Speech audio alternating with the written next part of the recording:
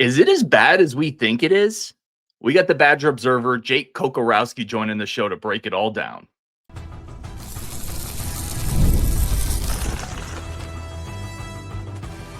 You are Locked On Badgers, your daily podcast on the Wisconsin Badgers. Part of the Locked On Podcast Network, your team every day.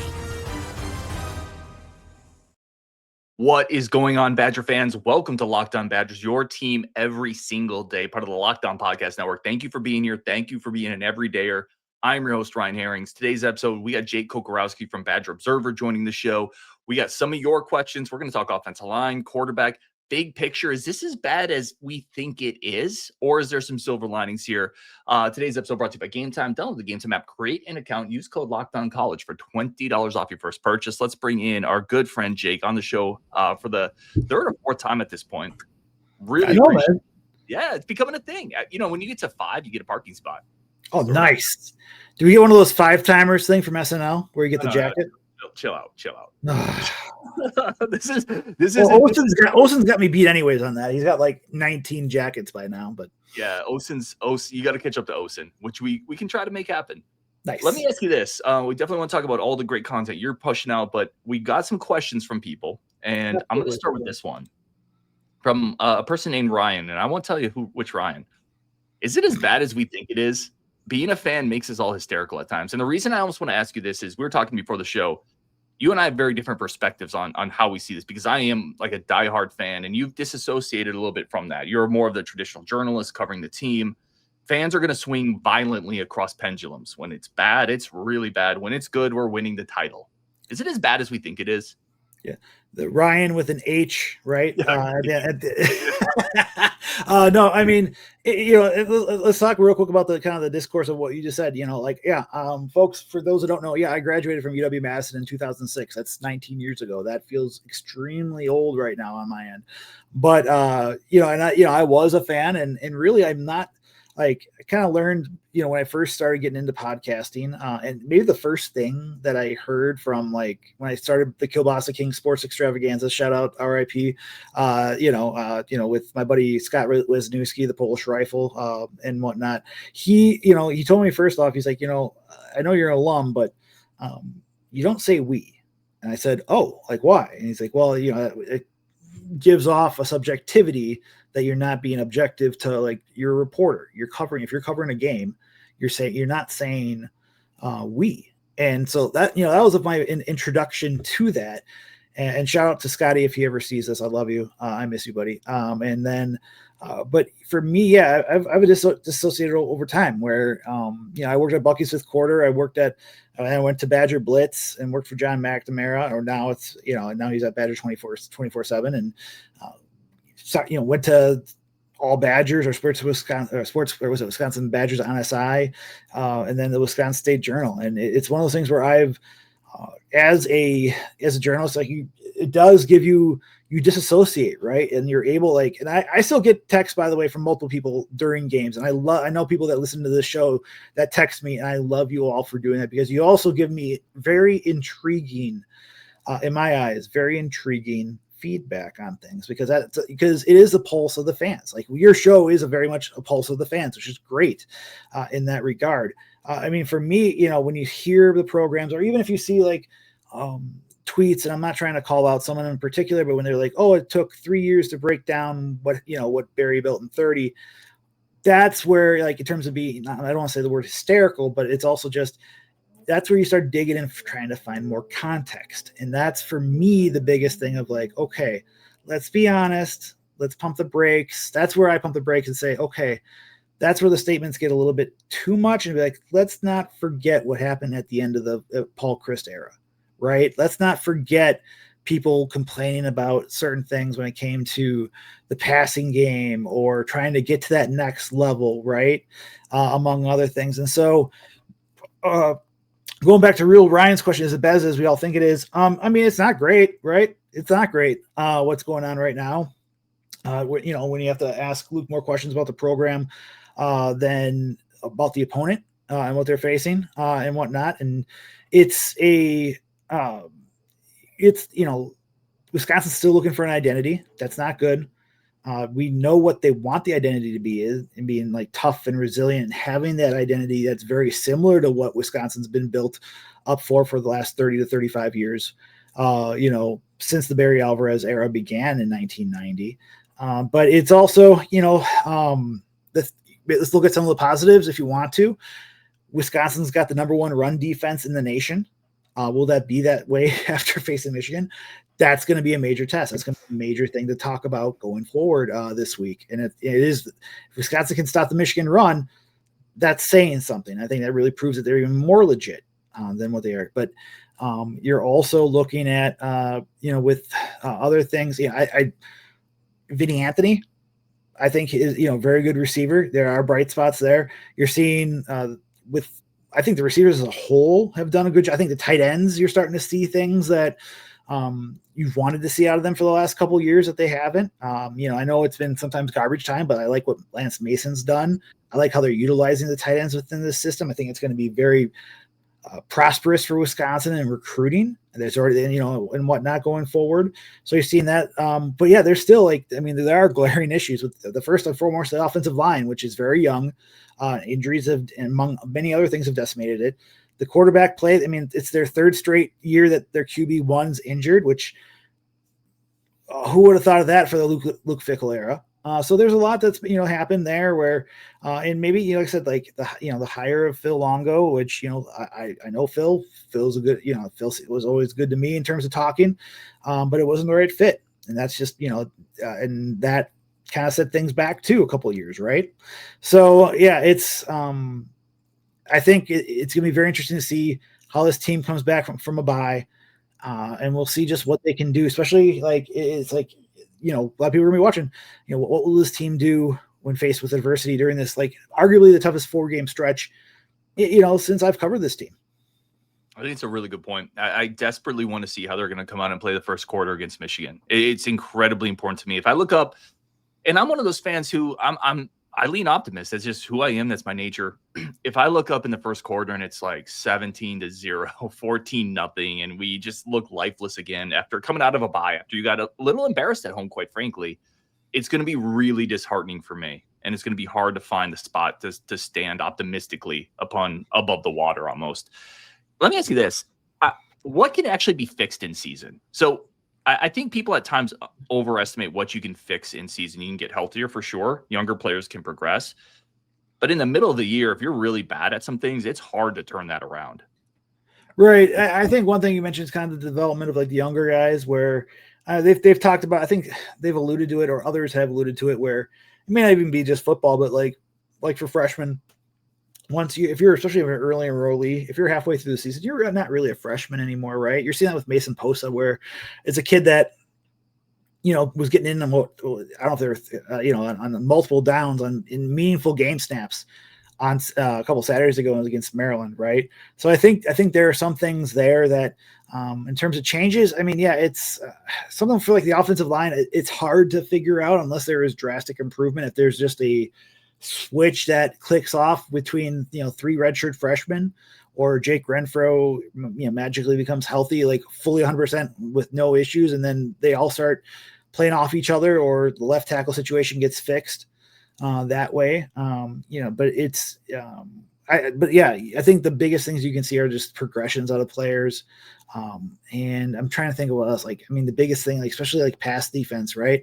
That's where Wisconsin's gotten torched the last 2 weeks. And you have a defense that, with Ricardo Hallman, not, that field corner, and then you're still trying to figure out about Nazir Forkerine and his legal ramifications.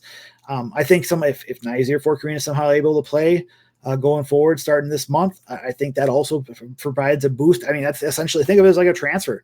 You didn't have him before, and all of a sudden you have an extra body that can help out in a much needed secondary that won't have Preston Zachman this week. Even though that they're different positions, having senior leadership can help in that defensive backfield. But I think it's kind of just looking at player development and continuing to push. But yeah, it is hard because you're this is what you have, and you have to work through it, and maybe something clicks down the line. But and that's also one thing too, where it may be very tough this year, but that adversity may help others grow into the next year. Like you saw younger lines develop over time at, let's say, the 2015 season, where the rushing game was really bad. They had to rely on Joe Stave, and the offense wasn't good. Thankfully, had a great defense underneath Dave Aranda. But the next year, you saw guys like Michael Dieter and Bo Benchwell all step up and emerge as key players there for that team, and they became longtime, multi-year starters. That's what you hope. Like if there's some adversity where they're not playing as well, you're hoping that can, like, those experiences take over. They get thicker skin, and then they move on and they improve for the year after. Yeah, that's a point I've made too. Next year, then we'll take a quick break. I want to get back to more offensive line talk, because we got questions there, and then into a project Jake is working on the Badger Observer. But that's a point I made. Next year, with an easier schedule, these redshirt freshman offensive linemen are suddenly redshirt sophomores, and you have a manageable Big Ten schedule. And maybe by the everything heavenly football lords, you get a healthy quarterback, and suddenly it could look a lot better without any other real changes.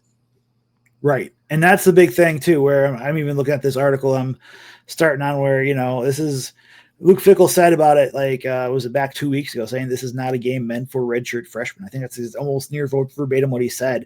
I think in particular on the offensive or defensive line, I have to relook at that, make sure everything's verbatim, but especially in the trenches, like, Kevin Haywood was slated to start, and I know AJ Blazik sung his praises last spring. This is back in spring of 2024 when he came in alongside Cullen Cubberly. But you also, it takes a while for most high school linemen to grow into college form, and you see some of the guys jump in. I mean, I will say at Wisconsin, and it's part of the project we'll talk about later, from the last 11 seasons, like you've seen, like if there's a program that's allowed freshmen to, like redshirt freshmen to stand on business, if you will, I think that's what the kids say, and play early, it's been Wisconsin. But right now it's also been very tough because of the sheer amount of redshirt freshmen that need to contribute right now. And it's also like, and I'd asked Luke Fickell the question too about this, where how do you reconcile playing them and then not killing their confidence? Because if you're getting beat routinely as a young player, and he talked about consistency, but it's also just, them developing tougher skin along those lines. I think it's what he said. You have to very much transcribe everything, but it takes time. And that's where, that's interesting with this group, where we knew this was going to be a tough schedule overall. And I know that you can't just, lie down and take a mulligan year and be like, oh, this is going to be great for them next year. But you really have to, with Wisconsin, it's just a tough stretch right now. And who would have thought Jake Renfro would be injured? And then you're seeing, like I said, the issues with depth. And we'll get into that later, but just how Wisconsin's offensive line got to where it is, there's a lot of factors that go into it. Yeah, that is well said. All right, we're going to take a second here, come back. A little more offensive line talk, including the decision at left tackle to start the season, plus some projects that Jake has cooking up. That's coming up next on Locked On Badgers. First, a quick second for our friends of the show over at Quo. One of the tools that's made a huge, huge difference for business owners is Quo, formerly Open Phone, which is a friend of the show. It's the same great business system that you've heard me talk about before. Again, we've talked about Open Phone. We talked about how you can't miss calls. If you're a business owner, calls are the lifeblood of your business. That's bringing in new customers, new revenue, new business. That's why we're doing this in the first place, right? To make money. As Danny DeVito would say, we're here to make money. You need Quo to do that. Quo is the #1 business phone system that streamlines customer communications, working right through an app on your phone or your computer. So no more carrying two phones around, relying on a landline or somebody else to transfer your messages to you. Quo just gets you the contacts after hours, capture leads, and it keeps your business moving forward even when you're off the clock. Right now, see why over 90,000 businesses trust Quo, formerly Open Phone. Get started free and get 20% off your first 6 months at quo.com/lockedoncollege. That's QUO.com/lockedoncollege. And if you have an existing number with another service, Quo will port them over for no extra charge. Quo, no missed calls, no missed customers. Jake, let's start here. Where can people find... Again, we talked about this before on the show, but as a reminder, where can people find the awesome work you're doing? I'm subscribed to it. I love getting the written content. You're going to visit recruits. Where can people find what you're doing? No, I appreciate that, Ryan. Yeah, y'all can go to badgerobserver.com. It's really easy. Just type in your Google search Badger Observer. We're there. We're on Follow me on Twitter at Jake Koco, Koco, and then also on Instagram, and then Instagram and YouTube for Badger Observer. Just search Badger Observer for in both, and you'll see those pop up. And it's been wild, man. It's going from covering Wisconsin volleyball, which obviously they're 9-1 before entering an interesting 2-game stretch where they face Illinois and Michigan at home on Thursday and Sunday, and then covering football as well, where I'll be in Michigan covering Wisconsin, Michigan, but then also I'll be saying Tayshawn Bardo in Elkhart, Indiana, coming up on Friday night, and then the goal is to see Jack Janda because they play on Sunday at 1 p.m. in Detroit. Go see Jack Janda and one of the tight end commits there, making a really full day. And that's where, like I said, that's the best thing about Badger Observer. Like, I am busting my hump, my dupa, if you say in Polish, and making it share. So feel free. You can subscribe for free for some of our free content. We'll have some free content up each week. That's the goal. But a lot of it's paid content. I can guarantee you it's worth the $7 a month or $69 a year. And we'll link that where you can go find his work in the show when we release that. This will go up tomorrow. And again, I always say support good people doing good work, doing good things. Jake is definitely both of those. So I definitely highly encourage Badger fans to go support him. Let's go here. So a couple more on the offensive line before we wrap it up. I think this is an interesting question. It's one I talked about. I was in Platteville for some of the practices. We got to see Davis Hines, and he did struggle in practice. This was a question from A2 Badger. For Coco, the decision to start Heinzen through camp in week 1, is that a Blazek, Grimes, or is that a Fickle decision? Yes. I'm not for sure. Yeah, it's a great question. But I also think, we all noticed it where, and it's not, there were times where, we called it out in practices too. It wasn't like we were hiding anything. It's just, there were times where Davis Heinzen was beat off the edge, and that came to fruition. I think the one thing that you can say is that good on the Wisconsin staff for trying to make a change. I remember Riley Mallman saying after the Middle Tennessee State game that, because I'd asked him just how did AJ Blazek tell you that you were switching over to left tackle? He's like, well, he came over to my place with some crumbled cookies, and I'm like, oh, cool. Like, hey, I would love that too. I would love that if I had to be like being asked to change your position you've been at since 2022. Since 2022 as a redshirt freshman. That was Riley Mallman right there. But I'm sure there's obviously AJ Blazek's got input. I'm sure Jeff Grimes has input because Jeff Grimes also too. AJ Blazek talked about it. It's one, like Jeff Grimes would go over during preseason practice and work with the tackles or work with others, right? And Jeff Grimes is a former offensive line coach. Before he became a coordinator, he was working with the offensive linemen at LSU, at Auburn, other places, and whatnot. So for me, I'm sure there's input on everybody, right? And so I would go that route. But you're also seeing what they're trying to do now, and it's not a great situation because, like I said, the injuries and the lack of depth. This is a time where like you wonder, even if not to go off too much on a tangent, but like, what would happen if Nolan Rucci would have stayed? And I don't know the inside story as to his change, why he transferred or whatnot. But he's doing well at Penn State. But imagine AJ Blazek having the tutelage, Nolan Rucci having the tutelage of AJ Blazek, or just having more tackle depth. Barrett Nelson, who has not been able to practice in the spring or preseason camp.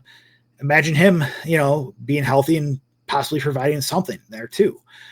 So it's there weren't. I will say, I don't know if there are other options that fit the best at that time. Where Leighton Nelson, we saw, and he was coming back from injury from last year. Didn't look the part in spring when Haywood was in.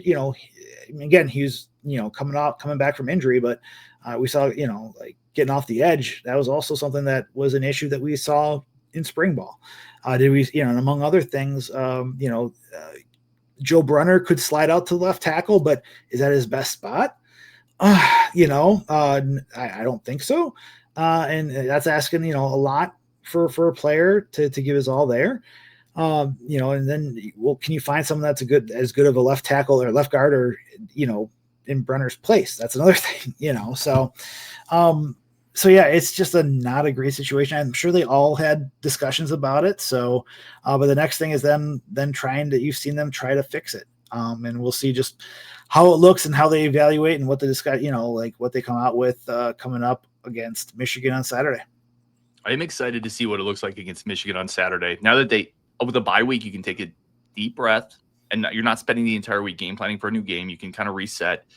I do want to ask you this. And again, I think they've had some horrendous injury luck in some spots.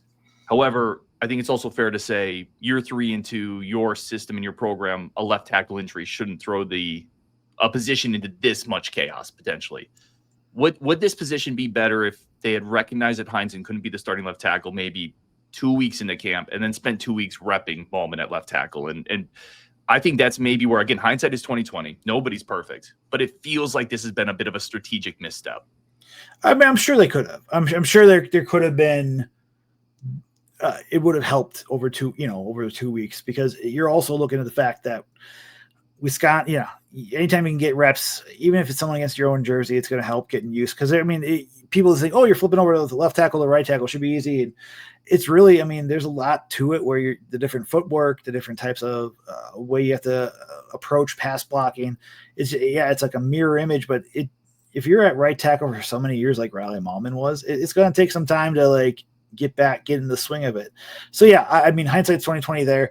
It's also, I think it's one thing too, trying to keep the fact of having your best 5 guys there, but okay, you have a solidification of Brunner, Renfro, Mandel, and Mahlman on that, 4 of the 5. You're like, okay, well, that's, you're solidifying those 4 and you're trying to get as much chemistry with them. And we saw that really early on. It was probably by the end of the first week that I think we really saw that 4 out of those 5 spots being like, okay, this is, or even 5 of the 5 spots.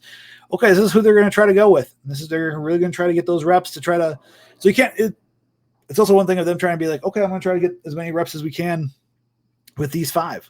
And so but yeah, it's also just maybe, like I said, you look back now and you're just like, well, if we think this could have gone that way with Mahlman, maybe they should have. Yeah, I think it's well said. All right, we're going to take one more quick second, come back, talk about what we saw at practice and maybe why some of it hasn't translated as well as maybe we thought it would. Plus a question on quarterbacks came in as well. We're going to do that next on Locked On Badgers, and we wrap up this segment with the great Jake Kocorowski. But first, a quick second for our friends of the show over at FanDuel. Again, NFL season is cooking right now.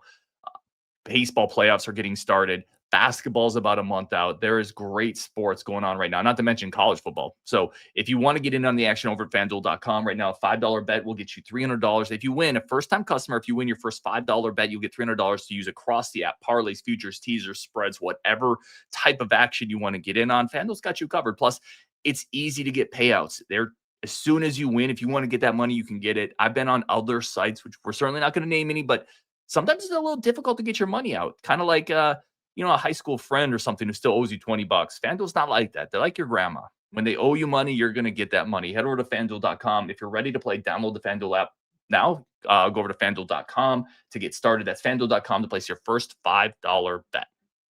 Now, Jay, let me ask you this. Thoughts on the quarterback and the thought process of last week. Fickles came out and said, maybe we didn't do the best job. And again, I'm paraphrasing here. I don't have the exact quote in front of me, but he talked today in a presser. Maybe we didn't do the best job of protecting Billy Edwards from himself. Was this just we need to win this game at all costs? And maybe maybe it's a little short-sighted.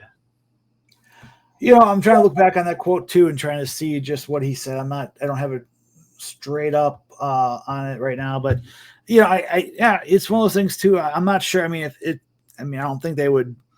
I'm sure they thought he was cleared. And obviously you saw the benefits right off the bat with a 45-yard completion of Trech Kahuna that unfortunately a blocked field goal then made all of us go, oh, it's going to be like this type of game. And it became that type of game for Wisconsin. But I think it's Wisconsin. I'm sure they're trying to, get him back, and it's it's supposed to be his final year. And this is an offense that really is an NFL style offense that could showcase what he would want to do. I'm not exactly sure with the whole situation, what happened, obviously. And, but I'm sure there'll be, I know Jim Polzine from the State Journal asked the question about that. Like, were there lessons learned? And I'm guessing there will be when it comes to that. And it's also going to be interesting to see, I guess, maybe even looking at Danny O'Neill and Billy Edwards too. Like, okay, like what are the reps? Because if one person's not fully healthy, like, is it worth giving the rest of the reps to O'Neill to play better, or to possibly play better, or to get more comfortable?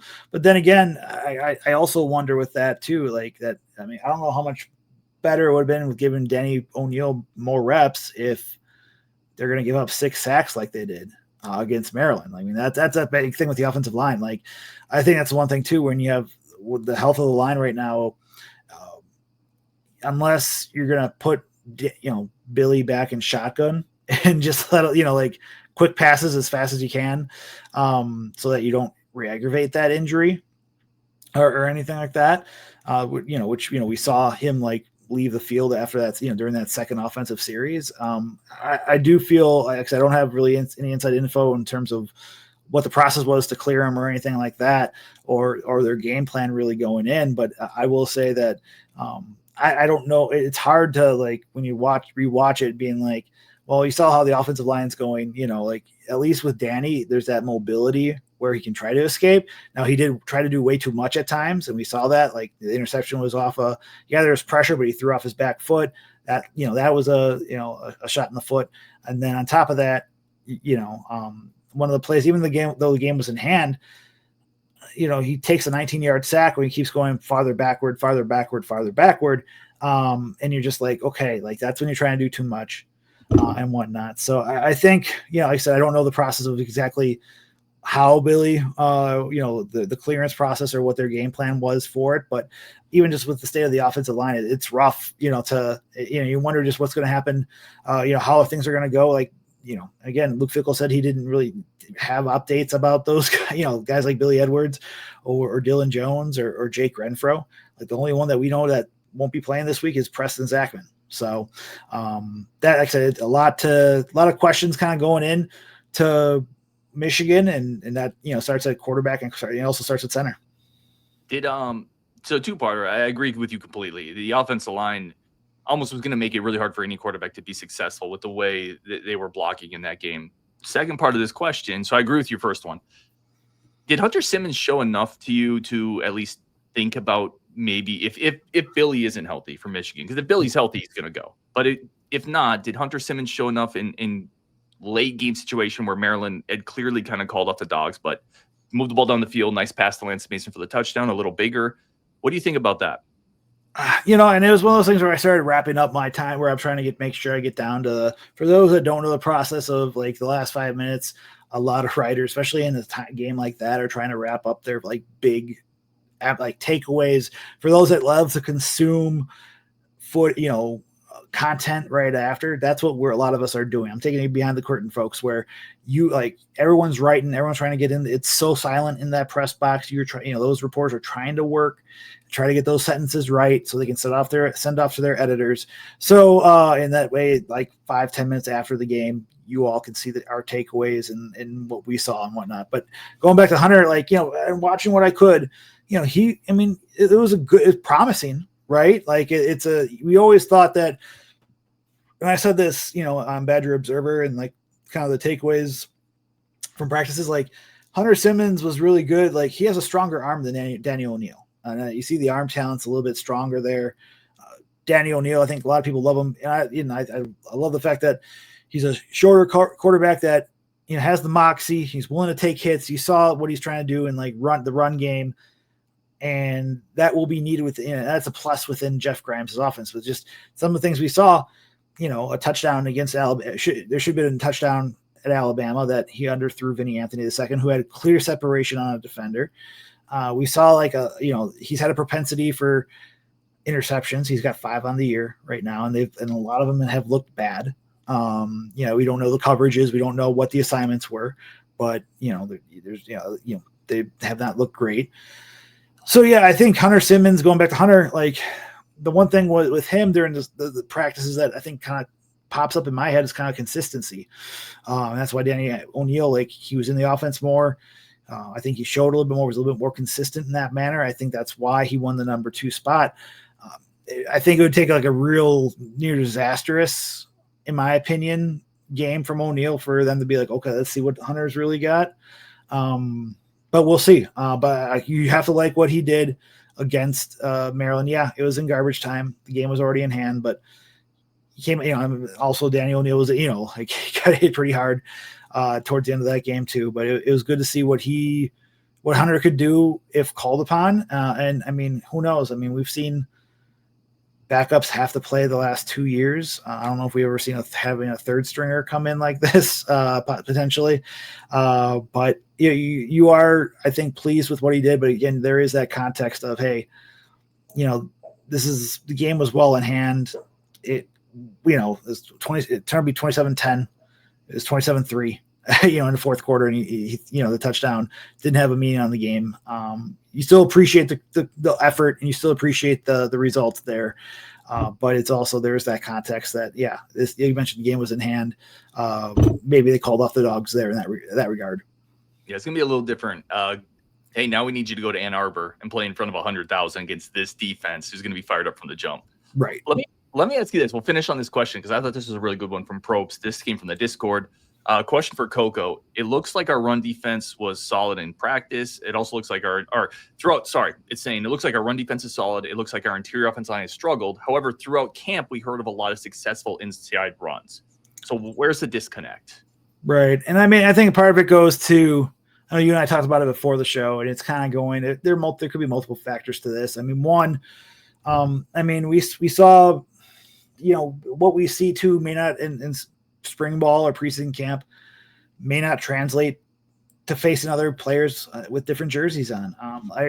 One thing we didn't talk about this beforehand, but I remember Phil Longo coming in 2023 saying that we're ahead of the curve in terms of the Wisconsin being in the offense, right? And you're seeing CJ Williams making deep catches, right? Tanner Mordecai's hitting him deep. Braden Locke was hitting them deep. You're seeing players, athletes out in space like Will Pauling, and Bryson Green. Bryson Green wasn't in the spring. I don't think he didn't practice that spring, but you're seeing guys that you're making these big plays. And that's the first time that I remember being in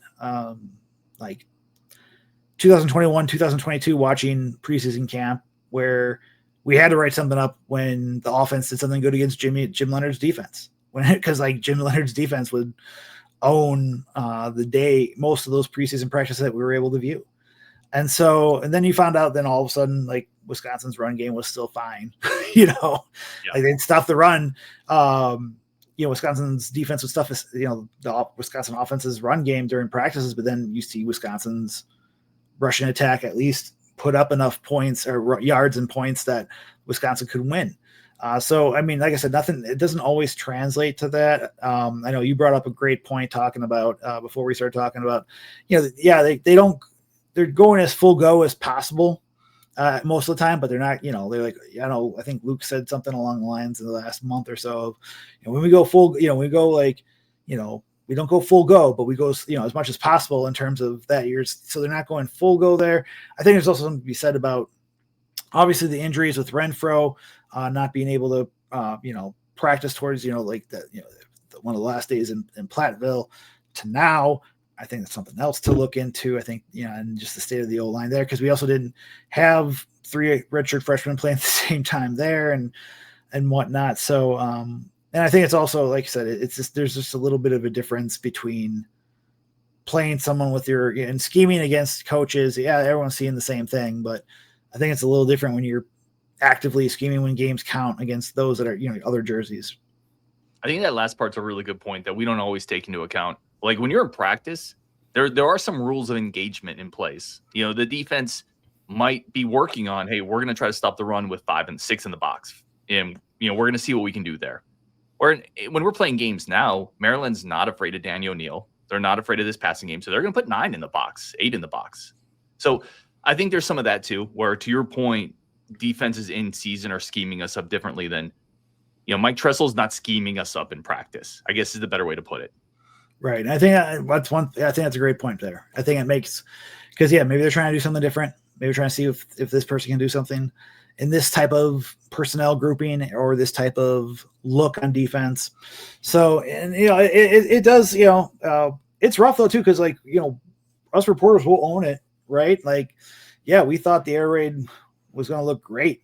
After spring ball, we're like, holy crap, they're airing it out deep, and you're seeing them make plays, and the offense is actually getting the better of the defense, and all that stuff. But we don't, but then it obviously didn't translate, and it didn't help that, again, injuries at quarterback, over the last 2 seasons now into the third season haven't helped that either. But again, it's going to be, and it's hard right now to really tell. I think with the offense, it really goes back to the line, and until that line can figure things out, I don't know what they can really do at this point. Do they come up, because your identity? Sorry, not trying to yawn. Oh, good. Yeah. The caffeine is starting to take its toll and wear down on me and disintegrate. But yeah, it's one of those things where you want to establish this identity as a run first offense, this run emphasis. You want to be nasty up front. This wide zone scheme, I think, is the right way to go. Especially with like the modern NFL, ways where you see a lot of the NFL offenses using something similar. But that also takes time, and with a younger line, it may take a little bit more. And so that's going to be the biggest thing. And is like, okay, how are they going to move with this line? How many more combinations are they going to have with this line to figure out what they can do? And until they figure out, like, and just how is that going to affect the offense? And the biggest other thing is like the creativity of the offense. And I'll say this part before we go to the next part is just, you saw Jeff Grimes, maybe it was even addressed during today's press conference of like, well, that game against Maryland where maybe they're trying to do a little bit too much, with creativity. But I don't blame Jeff Grimes on that, because you're trying to figure out something. And you don't want to just try to, like, what's the definition of insanity? Doing the same thing, expecting a different outcome. Yeah, if you're going to try to run certain running things and they're just bottling you up, you're not Army where you're 3 yards in a cloud of dust doing the same thing. You can consistently get it right now. So I can understand. So I think that's also a part of like what creativity can they do, especially against Michigan, where I think they have like 14 sacks, if I'm not mistaken, so far this season. And they're the physical up front, even with losing some guys to the next level. How's Wisconsin gonna? That's storyline. How are you gonna scheme up against this defensive front that's fast and physical? How are they gonna, how can they keep Danny O'Neal clean? And that may be a question like going forward. I mean, especially this month, there may be the same questions going forward against Iowa, against Ohio State, and especially against Oregon. Yeah, it's. I don't know how they're going to answer your question. I'm not sure if they're going to be able to. Michigan's going to test them tremendously in the trenches on both sides. Now, I think they're better equipped defensively to handle it, but it's a big deal. He is Jake Kocorowski. I kept him 7 minutes longer than I'm supposed to. It's all good. What else you got, dude? Let's keep rolling. We got this. I think the only other question I had that we didn't get to was best and worst case scenario for next year. From Wake to Badgers. Ooh, let's take a look, folks. Okay, I'm taking a look at this trusty best and worst case. Worst case is that the Luke Fickell era did not work. That's the worst case. So some Badger fans would call that best case at this point, because it would mean moving on. So right, yeah, fair. Beauty is in the eye of the beholder when it comes to that in that regard. But you have. It's 2 tough games with non-conference with Notre Dame and then Pittsburgh. And Pittsburgh gave Louisville a run for its money this week. I know Louisville's not a great ACC program, but it's a Pat Narduzzi defense. Has Big Ten experience, but from there, I mean, it's not an Indiana-esque type non-conference season, which if you weren't looking for a bounce back, you would love that. But your home games, just so that people see about next year in 2026. Michigan State, Rutgers, Minnesota, USC. Big Ten away opponents. They have to go to Iowa, Nebraska, Penn State, Purdue, UCLA. So, I mean, that's not terrible. It's not terrible, but I mean, Nebraska. Anytime you go to Kinnick, it's going to be tough. Sure. Nebraska. Say what you want about Matt. Where Nebraska is, it's better than where it was against with Scott Frost. And you're seeing, Dylan Raiola is taking steps. Penn State's going to be Penn State. that's a tough environment regardless. Purdue and UCLA are winnable for sure. But with that, I think the home slates, I think very doable when it comes to, like where they play or where they place amongst the Big Ten there. But I mean, I think probably worst case is anything under 7-5, 6-6, because then it's just like, okay, there's 3 years of progression with these freshmen that are in this vaunted 2024 class. 2025, who else is going to be stepping up there? And it's hard to tell too, because we don't have the full, like, who's going to be in and out of the portal, right? We don't know who they're going to add. We don't know what changes could be made during the offseason. And those are always key. I mean, college football has become so much tougher now to figure out who's trending certain ways, unless you're some of the big powerhouses where, yeah, there may be some changes, but you can tell they're always near the top. But with Wisconsin, a lot can change. I think, best case scenario, 8 wins. I mean, you want to see the progression of 8 wins, maybe 9. But even that right now, it's even so hard for me to tell because we don't know what this team's going to look like come 365 days from now. We don't know just how it's going to look. And I think best case, you give Notre Dame a run for the money in Lambeau. That game's finally going to be played. And there's a lot of, obviously Notre Dame's recruited very well within the state recently. So I think that's going to have to be like a statement game. I think a best case scenario for Wisconsin is that they get a signature win somewhere, whether it's against Notre Dame, USC at home. Even though I know USC lost to Illinois on the road, they're still, you have to give credit for what Lincoln Riley has done, especially with revamping that recruiting staff that includes former Badger Director of Player Personnel, Max Steinecker. Hi Max. And then but then you also he is great at his job though, man. Like that's a big coup for USC and it hurt Wisconsin. Oh yeah, absolutely. Like Max Max and Pat were that dynamic tag team both at Cincinnati and at Wisconsin. I was tough. Probably like 9. I'll say right now, very tentatively 9-3.